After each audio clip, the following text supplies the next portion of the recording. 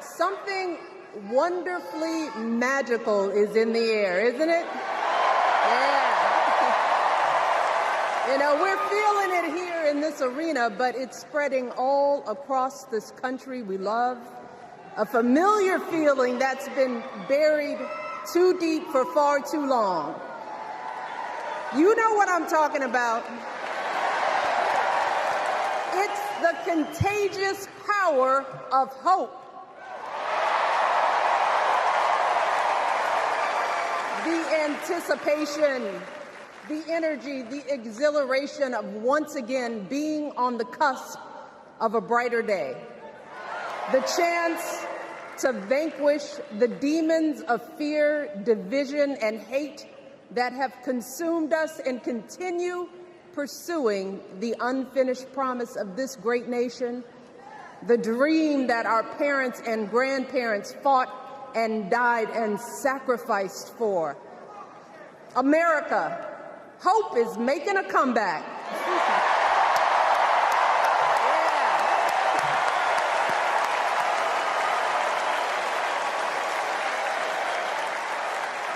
But to be honest, I am realizing that until recently, I have mourned the dimming of that hope. And maybe you've experienced the same feelings, that deep pit in my stomach, a palpable sense of dread about the future. And for me, that mourning has also been mixed with my own personal grief. The last time I was here in my hometown was to memorialize my mother, the woman who showed me the meaning of hard work and humility and decency, the woman who set my moral compass high and showed me the power of my own voice. Folks,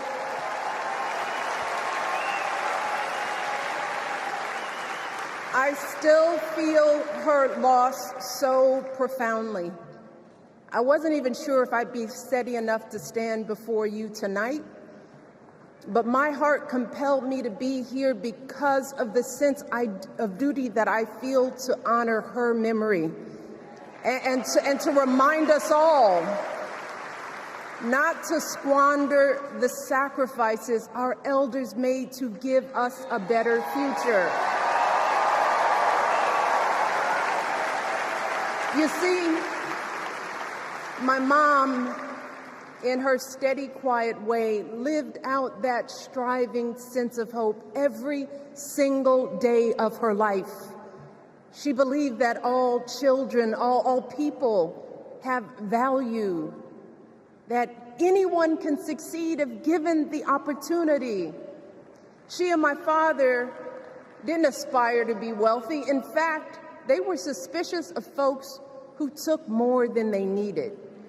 They understood that it wasn't enough for their kids to thrive if everyone else around us was drowning. So my mother volunteered at the local school. She always looked out for the other kids on the block. She was glad to do the thankless, unglamorous work that for generations has strengthened the fabric of this nation. The belief that if you do unto others, if you love thy neighbor, if you work and scrape and sacrifice, it will pay off. If not for you, then maybe for your children or your grandchildren. You see, those values have been passed on through family farms and factory towns, through tree-lined streets and crowded tenements, through prayer groups and National Guard units and social studies classrooms. Those were the values my mother poured into me until her very last breath. Kamala Harris and I built our lives on those same foundational values. Even though our mothers grew up an ocean apart, they shared the same belief in the promise of this country. That's why Her mother moved here from India at 19. It's why she taught Kamala about justice, about the obligation to lift others up, about our responsibility to give more than we take. She'd often tell her daughter, "Don't sit around and complain about things, do something." So, with that voice in her head, Kamala went out and she worked hard in school, graduating from an HBCU, earning her law degree at a state school. And then she went on to work for the people, fighting to hold lawbreakers accountable, strengthening the rule of law, fighting to get folks better wages, cheaper prescription drugs, a good education, decent health care, child care, elder care. From a middle-class household, Kamala worked her way up to become Vice President of the United States of America. My girl, Kamala Harris, is more than ready for this moment. She is one of the most qualified people ever to seek the office of the presidency. And she is one of the most dignified. A tribute to her mother, to my mother, and to your mother too. The embodiment of the stories we tell ourselves about this country. Her story is your story. It's my story. It's the story of the vast majority of Americans trying to build a better life. Look, Kamala knows, like we do, that regardless of where you come from, what you look like, who you love, how you worship, or what's in your bank account, we all deserve the opportunity to build a decent life. All of our contributions deserve to be accepted and valued. Because no one has a monopoly on what it means to be an American. No one.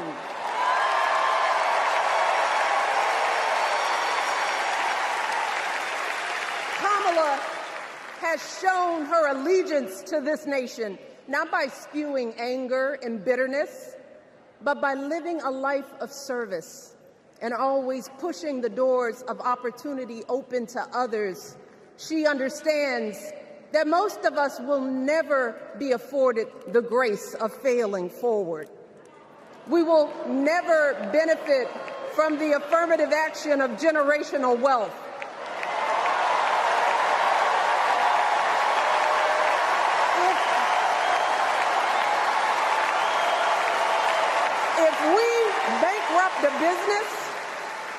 If we bankrupt a business or choke in a crisis, we don't get a second, third, or fourth chance. If things don't go our way, we don't have the luxury of whining or cheating others to get further ahead. No. We don't get to change the rules so we always win. If we see a mountain in front of us, we don't expect there to be an escalator waiting to take us to the top. No.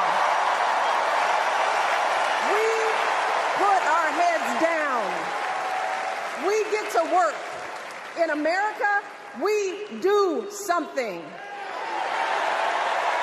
And throughout her entire life, that's what we've seen from Kamala Harris.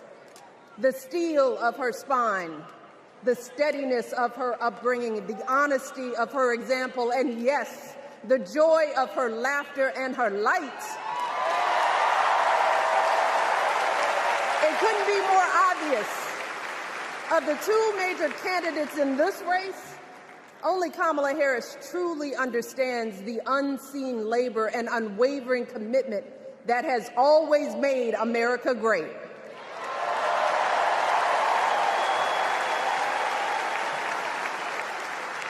Now, unfortunately, we know what comes next. We know folks are going to do everything they can to distort her truth. My husband and I sadly know a little something about this.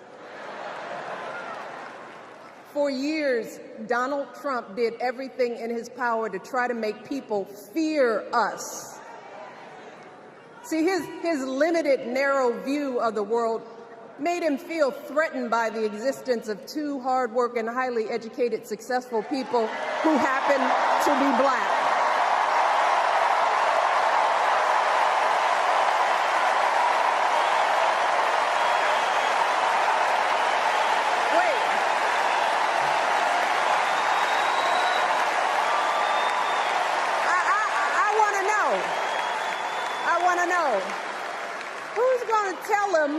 Who's going to tell him that the job he's currently seeking might just be one of those black jobs?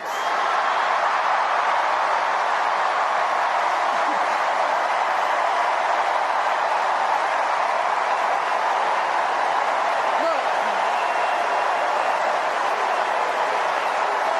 it's his same old con. His same old con. Doubling down on ugly, misogynistic, racist lies as a substitute for real ideas and solutions that will actually make people's lives better. Look, because cutting our health care, taking away our freedom to control our bodies, the freedom to become a mother through IVF like I did, those things are not going to improve the health outcomes of our wives, mothers, and daughters. Shutting down the Department of Education, banning our books, none of that will prepare our kids for the future.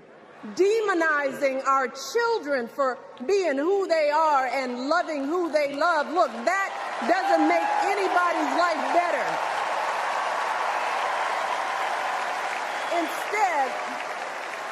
Instead, it only makes us small. And let me tell you this, going small is never the answer. Going small is the opposite of what we teach our kids. Going small is petty, it's unhealthy, and quite frankly, it's unpresidential.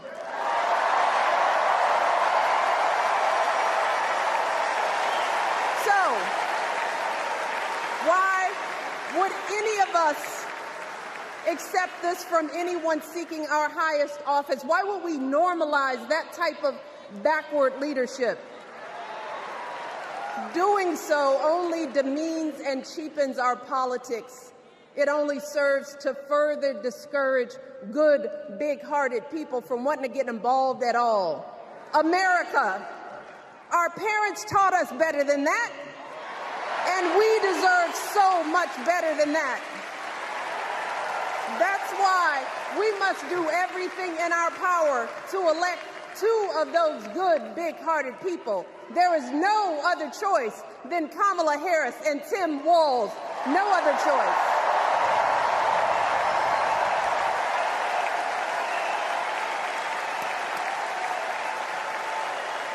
But as we embrace this renewed sense of hope, let us not forget the despair we have felt. Let us not forget what we are up against. Yes, Kamala and Tim are doing great now. We're loving it. They're packing arenas across the country. Folks are energized. We are feeling good.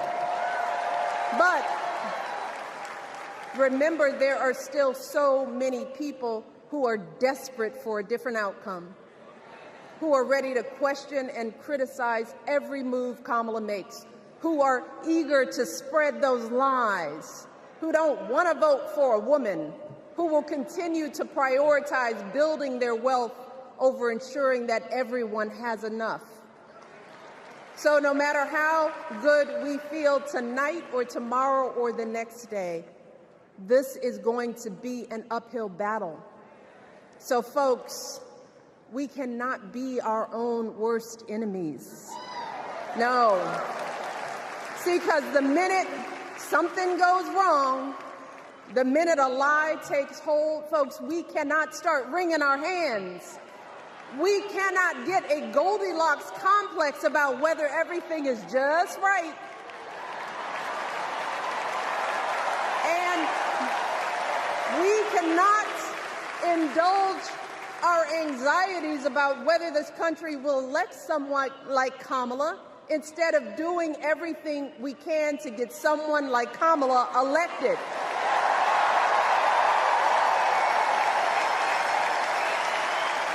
Kamala and Tim, they have lived amazing lives, and I am confident that they will lead with compassion, inclusion, and grace.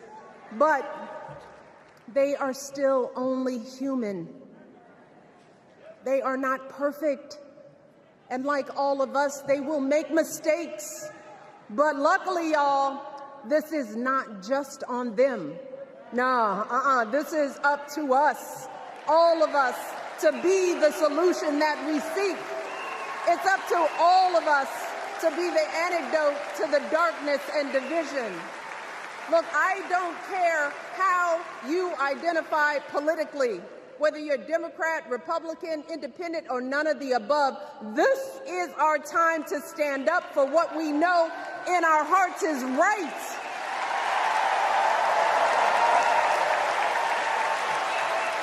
To stand up, not just for our basic freedoms, but for decency and humanity, for basic respect, dignity, and empathy, for the values at the very foundation of this democracy. It's up to us to remember what Kamala's mother told her. Don't just sit around and complain, do something. So, if they lie about her, and they will, we've got to do something. If we see a bad poll, and we will, we got to put down that phone and do something. If we start feeling tired, if we start feeling that dread creeping back in, we got to pick ourselves up, throw water on our face, and what? We only have 2.5 months, y'all, to get this done. Only 11 weeks to make sure every single person we know is registered and has a voting plan. So, we cannot afford for anyone America to sit on their hands and wait to be called. Don't complain if no one from the campaign has specifically reached out to you to ask you for your support. There is simply no time for that kind of foolishness. You know what you need to do. So, consider this to be your official ask. Michelle Obama is asking you, no, I'm telling y'all to do something.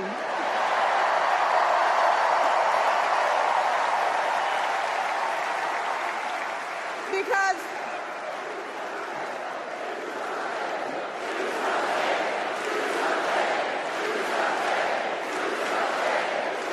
you all, this election is going to be close. In some states, just a handful, listen to me, a handful of votes in every precinct could decide the winner. So we need to vote in numbers that erase any doubt. We need to overwhelm any effort to suppress us. Our fate is in our hands. In 77 days, we have the power to turn our country away from the fear, division, and smallness of the past. We have the power to marry our hope with our action. We have the power to pay forward the love, sweat, and sacrifice of our mothers and fathers and all those who came before us. We did it before, y'all, and we sure can do it again. Let us work like our lives depend on it. And let us keep moving our country forward and go higher, yes, always higher than we've ever gone before as we elect the next President and Vice President of the United States, Kamala Harris and Tim Walz. Thank you all. God bless.